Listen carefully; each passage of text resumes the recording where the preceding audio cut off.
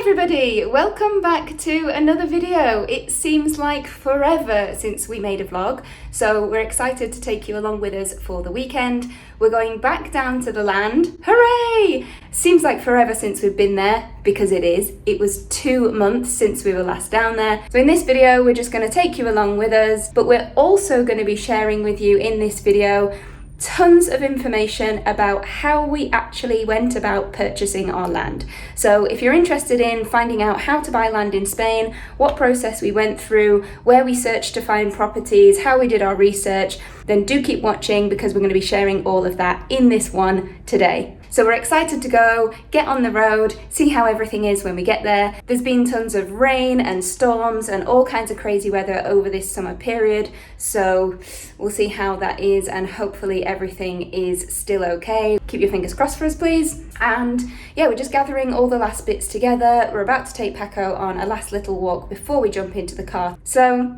let's get going. We're Danny and Kate, and this is Paco. We recently bought 12 acres of land in the Spanish mountains.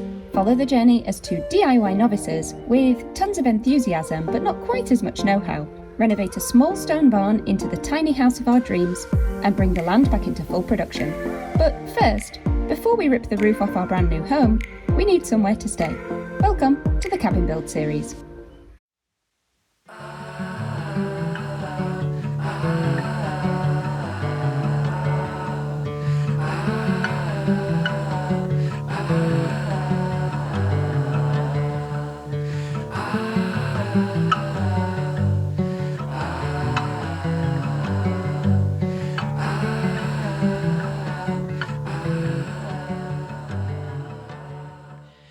So it's 3 hours later and we've just arrived at the land. It is pitch black. Long gone are the days where we had the light when we arrived in the summer, so autumn is definitely upon us. So yeah, we're just gonna head down to the house, start getting everything set up and probably head pretty much straight to bed, to be honest. Hopefully the house is in good condition. Paco, are you excited to be back? Got all that water in. Oh yeah, so we've definitely had some overflow coming from the cisterna. The cisterna's just up there, so we've definitely had some from there coming straight down this pathway here. Don't know where it goes, just kind of disappears. Hopefully not straight into the house. Don't know if you can pick up on the camera, but there's tons of the crickets in the background. I think this is where the water's gone to. Oh yeah, okay. Yeah, so it looks like it's travelled down this track here and then run off to the bottom, avoiding the house. That's good. And hopefully no snakes this time. Good morning! We are on the way just across to the cabin to see what that looks like. We didn't go to look at it last night because it was dark and we wouldn't have really been able to see anything.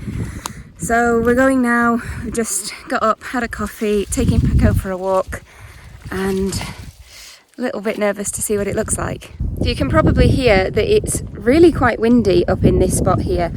So we don't really know what it's going to look like because what we did when we left was actually just put the OSB on top. If you've seen the previous video, then you'll remember we didn't secure the OSB down to the actual base of the cabin.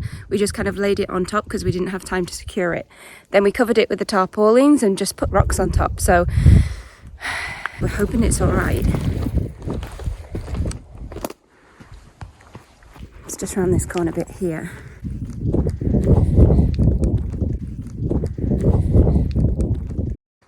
It's okay! I can't quite believe that everything is actually just as we left it. I mean, that's quite incredible. There's a bit of water that's pooled on top, but everything's looking really good. Oh, I'm so happy. I genuinely thought that this tarpaulin was going to be halfway down the mountain. I don't cry when it rains no more, or I get dirt on my shoes. I don't mind climbing 8 more floors, 'cause these stairs are all heading to you. I don't wait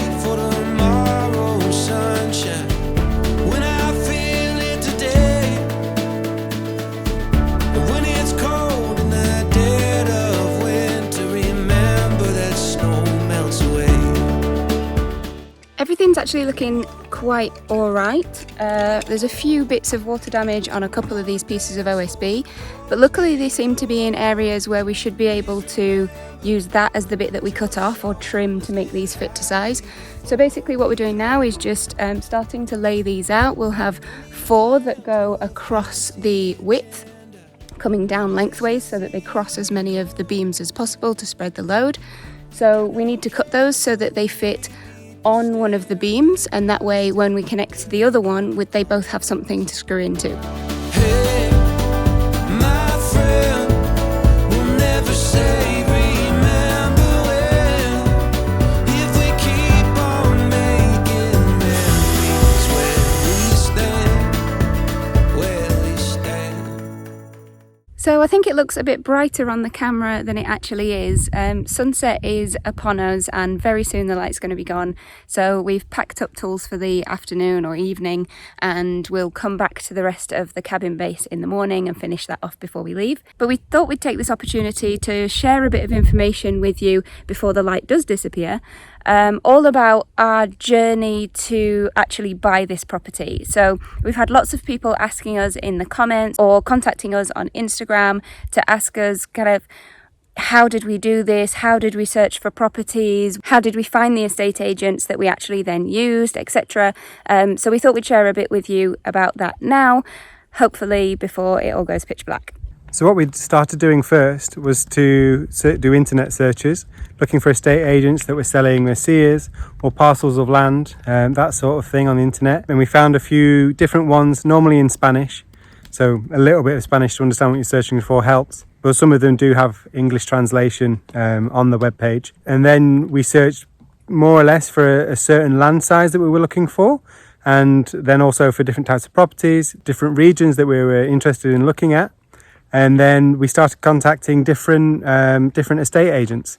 And then once you have 1 or 2 estate agents and you meet them and you explain to them what you'd like and what the kind of thing you're looking for, what budget you're looking at. Normally they have a few things on their website, but they have much more that they just don't have on the website. So it's much better to go speak to someone in person. So we went through a Spanish estate agent, we went through an English estate agent, and they both showed us other properties that just weren't available online. Once you've found someone that looks like they're selling the kind of thing you're interested in, have a few meetings and see what else they've got on the books. After an evening with a very, very tired puppy and some food and not doing a lot really except listening to some Harry Potter, it's time to go to bed. So we'll see you in the morning. Good morning, good morning, good morning. Firstly, look at those stunning views behind me. I absolutely love waking up here. It's so beautiful, and every day that you wake up, the sunlight hits the mountains differently. It's a completely different landscape, a different picture. One day I hope that I might be able to do some paintings of this place and what these different mornings look like, because it's just so stunning. So I'm just on a walk with Paco this morning. As we walk around, I thought I'd just share a bit more about our purchase journey. So yesterday evening, Danny was explaining to you a bit about where we started our search and how we started to narrow down what properties it was that we were actually interested in. I know not everybody, but quite a lot of people who are contacting us about wanting to start their search are from the UK. So it's similar to using something like Rightmove. You can filter down by what it is you're looking for, and then you'll see at the side who's representing that property. So as Danny mentioned yesterday, we did some of our viewings in Spanish and we did some of our viewings in English. Now, some of the estate agents do work in English, not all of them do. Many of them work in Spanish and Catalan. So it's worthwhile mentioning that if you don't have Spanish language skills yet, it's definitely worthwhile you bringing along somebody with you, somebody who can translate, who can explain exactly what it is that you're interested in, and can also then explain back to you what the estate agent is sharing with you, information about the land and water and electricity and anything like that. The estate agents that we used were Finca Zebro. We had a great guy called Josep, a Catalan guy from just here, very close by in one of the villages. He took us around and did everything in Spanish. We then went for some viewings with a woman called Linda. She was from Catalunya. She's actually British. She's from Birmingham but moved here many years ago, so she's got kind of 20 years of experience of buying and selling properties in Spain, particularly rural properties around this area.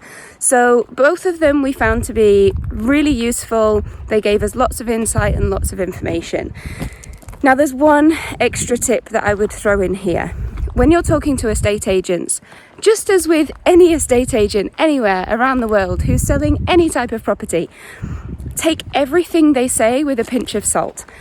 Don't take their advice when it comes to what your building regulations are going to be. Don't listen if they tell you there's going to be no problem to renovate, you can do X, Y, Z, because they are not legal professionals in that sense. They don't know the local laws of every single town or every single village, and so it's really best that you speak to the local town hall. Again, can we just appreciate these views? Oh my God. So the Ayuntamiento, that's the town hall, that is really going to be your fountain of knowledge, and it's really where you should go to get all of the information that you need. There is also an online resource that you can use where you can put in the information about the properties that you're viewing. So each property has a plot kind of number or reference, and that can be put into the cadastral website, and you can look at the conditions of that land. You'll also be able to see on there whether you've got a registered property, for example, so you'll see a little kind of square on the map.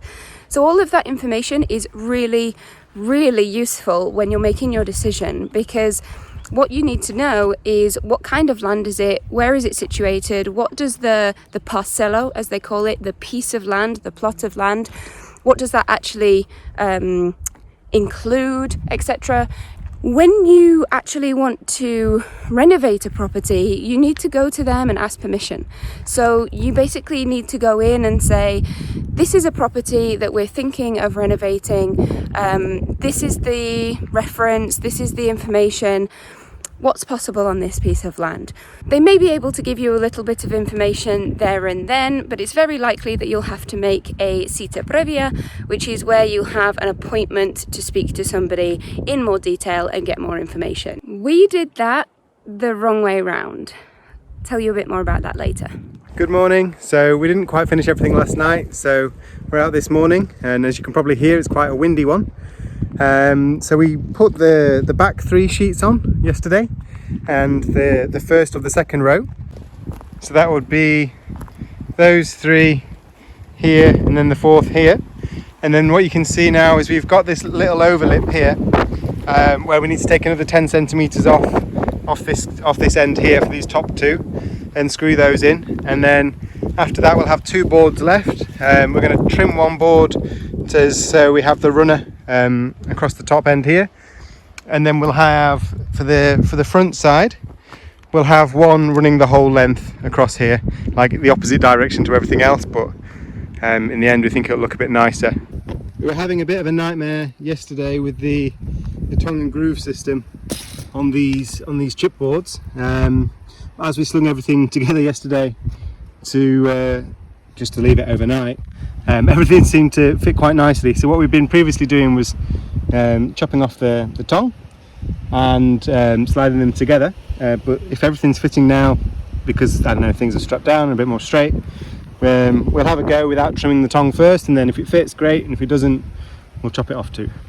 So we're putting the board up to the midway point on the beams underneath, so we've got room to screw down both boards. And so you can see we've got a length here from one to the other of 192. I believe the full boards are 205, which means here we should have about 13 centimeters to come off. Yes, I should have been quicker to work out 205 minus 192, but it's Sunday morning. One of the problems with the cabin being that little bit further away from the house is that if you forget something, you've got to walk all the way back to go and get it. I forgot the safety goggles. Hi, Coco. Good boy.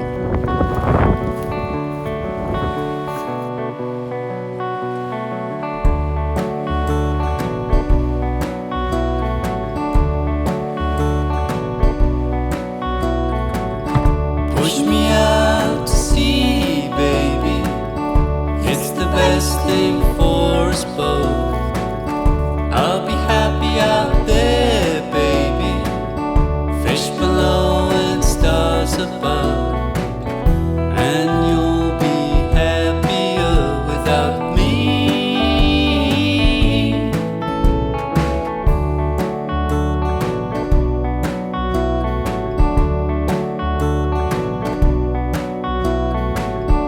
Push me out to sea, baby. There's nothing left for you to do. We did our best with our love, baby, but it brought us down so low. And you'll be happier without me. Now wash up on your beach one morning, strange shell lying on the shore. You put me to your ear and I'll whisper, what today I just can't say. Then you throw me back into the water and forget you ever found me, and forget you ever lost me. In case you're wondering, the reason that Paco is around this side of the tree is not because he's scared of the noise or anything like that. We've actually trained him to be calm around the sound of the power tools. It's just because he's actually quite a clever dog in the end and has chosen to sit in the little area of shade around this side of the tree so that he doesn't get too hot. So he's just having a little snooze while we get on with the work over around here. So now that all the pieces are down, the true test of how square it is going to be to measure diagonally from corner to corner and corner to corner in the opposite direction. So we'll just see how accurate we've managed to make it. 466. The other one was 467. So we're 1 centimetre off square. Not bad really. Now that we're all packed up and on our way back to Barcelona, we're just leaving the mountain now, I thought I'd share the final bit with you about searching for our property. So we mentioned earlier the Ayuntamiento, and basically that is our next step. We would advise 100% that you do this before purchasing, but we got kind of carried away and went full blown into the purchase without doing all of this first. Luckily we think that everything is going to be okay, but we would really recommend that you have a look at permissions and advice and really understand exactly what you can and can't do on the land before you buy it, because we have heard of people buying things and then realizing that they just can't do what they were intending to do with the land. So our next steps are to talk to the Arquitecto Técnico, which is basically the kind of local architect, the free architect who can help you to figure everything out. We did start talking to a local architect as well who is not connected with the town hall, a private one, and he was going to charge us almost 20,000 euros to manage our project, which is not what we wanted. So we're going to go through the route of the town hall, and that's our next steps.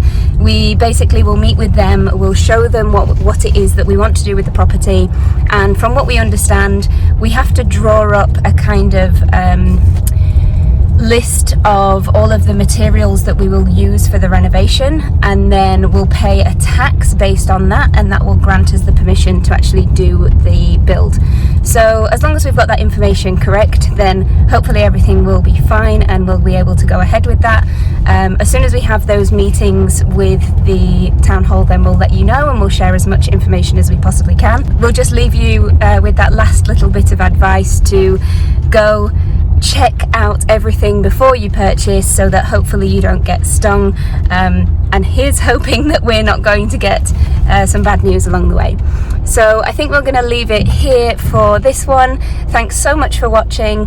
If you've enjoyed the information that we've shared, if you're finding these videos useful or interesting or just a nice way to spend your Sunday, then please do give us a thumbs up. If you're not already subscribed, then please consider doing so, and we'll see you on the next one.